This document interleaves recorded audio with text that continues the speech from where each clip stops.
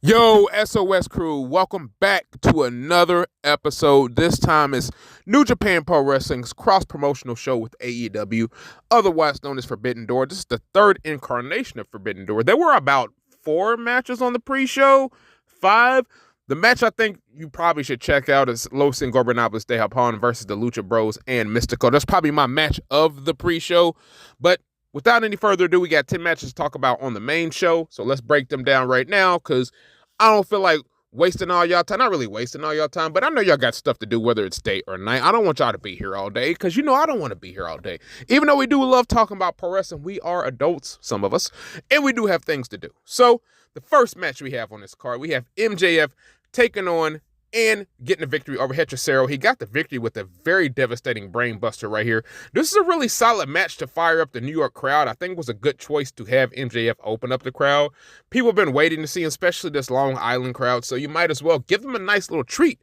Have him open up the show. His match didn't have uber consequences on this show anyway, so him opening up really didn't hurt things. So moving on up the card, match number 2 right here, we had the Elite taking on and defeating the team of Scissor Ace. That would be, of course, the Acclaim and Hiroshi Tanahashi right here. So this is a solid match.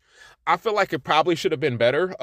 Actually, I think the 6-man between LIJ, the Lucha Bros, and Mistico is way better than this match, but that is what it is. This match actually ended after Tanahashi took a Rainmaker. He looked a little bit banged up as well, so I'm hoping Tanahashi is okay as he move on in the future for New Japan. So hopefully Tana's okay, nothing too serious as we move on up the card. So moving on up the card, we got Bryan Danielson taking on Shingo Takagi in the On Heart tournament final. We get Bryan Danielson getting the victory. So yeah, we got Bryan Danielson. It was just a really good match right here, if you ask me. But I think this is the problem, in my opinion, with pro wrestling. Once you see a first-time meeting or 2 people that a lot of people like, I think the expectations are always going to be this astronomical. It's going to be extremely hard for people to top these expectations. And I think that's what happened right here. And these are 2 guys with 2 very different styles. So I knew that would maybe be an issue coming in.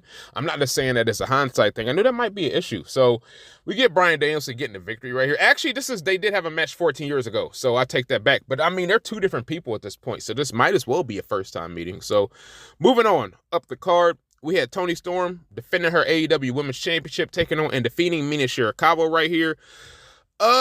This match was better, I think, than the match she had with Serena Deeb. This match was pretty fine. I'm glad that after the match is over, we get all 3 of the ladies, that being Toni Storm, Mina Shirakawa, and Mariah May, pretty much just forming a unit, per se. You have to go look at it to describe it more. So, glad that necessarily didn't happen.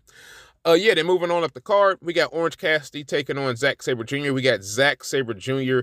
getting the victory right here. This is probably what would happen. And he pretty much had brilliant counters to to Orange Cassidy's offense for the whole show, or for the whole match, excuse me. And that's what I was looking for. Orange Cassidy was pretty decent here. Zack Sabre Jr., I think this is another showcase match for him. It gives him some much-needed momentum going into the G1 Climax. So he was the first New Japan guy to get the victory, and that's something I took note of as the night went on. So the next match, moving up the card, we had Hook, Samoa Joe, and Shibata getting the victory over Big Bill, Chris Jericho, and Jeff Cobb. Hook got the victory over Chris Jericho after a Judas effect. So I'm a fan of people hitting guys with their own finishing move. I'm even a bigger fan when the guy who hit the guy with his own finishing move gets the victory, because it happens so rarely. So to see it happen right here in this match, I liked it. This match is okay, take it or leave it. Like I said, I would have rather the trios match from the pre-show be on this card, but I understand why it was not. So, like I said, we get Hook, Shibata, Samoa Joe getting the victory. Take it what it is. Excuse me, not a horrible match. Then the next match we had for the ladder match for the vacant TNT Championship, we had Jack Perry defeating Dante Martin, Mark Briscoe, Leo Rush, and El Phantasmo right here. The spot of this is a chaotic match. Honestly, the spot of the match is Takashita hitting El Phantasmo with the Blue Thunder Bomb off the apron onto the table. Yes, I said that, off the apron onto the table. You have to go watch that spot, because that spot is fucking amazing.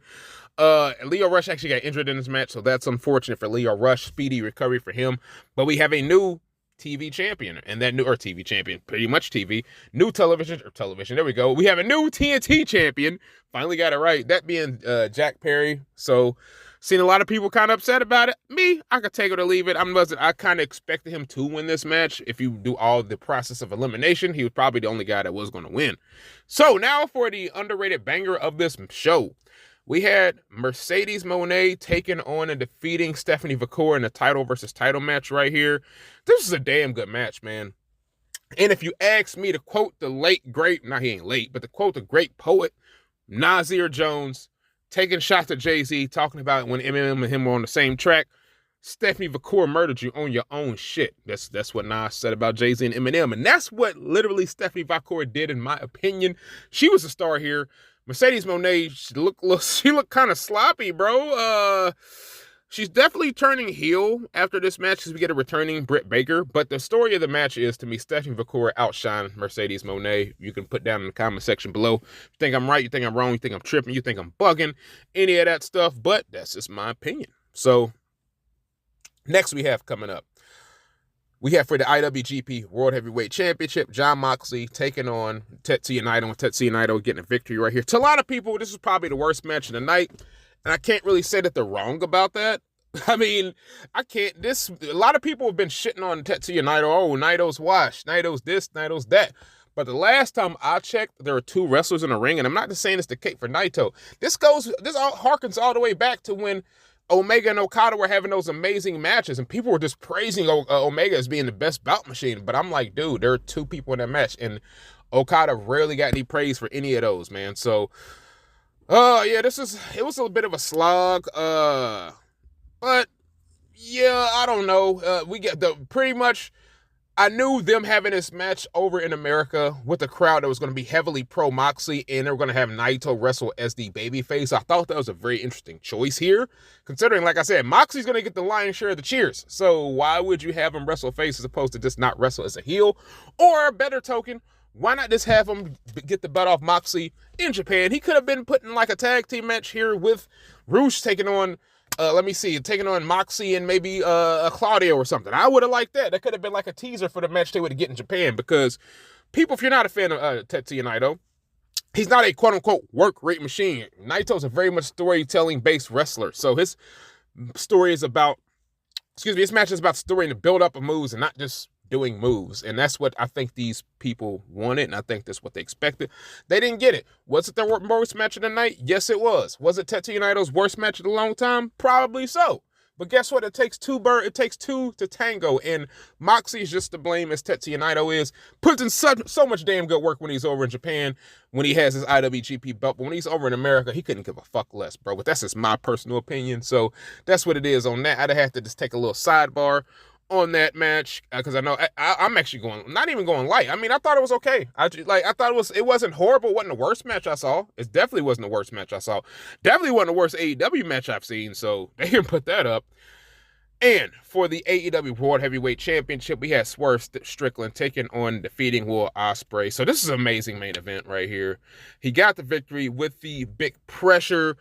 A lot of back and forth, man. They were really putting Will Ospreay over, making him kick out of all of these moves, almost to the chagrin of their champion, who's supposed to be a face. And I thought that was an interesting choice. I felt like it should have been Swerve being the guy that's doing that, but they did that to protect Will Ospreay for some reason. And I love Ospreay. They did that to protect him for some reason.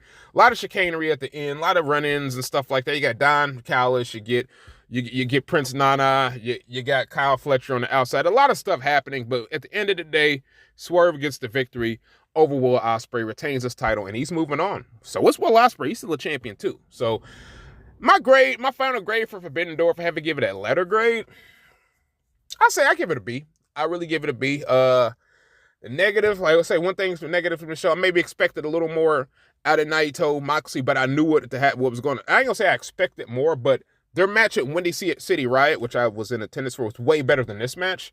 So it was very different. I don't know. It's just a different atmosphere, man. But match of the night, probably the main event. I would say sleeper was probably Stephanie Vacour versus Mercedes Moné. A lot of good stuff on this show. A lot of stuff to like. A lot of stuff to get you excited for both companies here. If you're a fan of New Japan, if you're a fan of AEW, it's a lot of stuff to get you excited here. So We're the almighty SOS Wrestle Talk.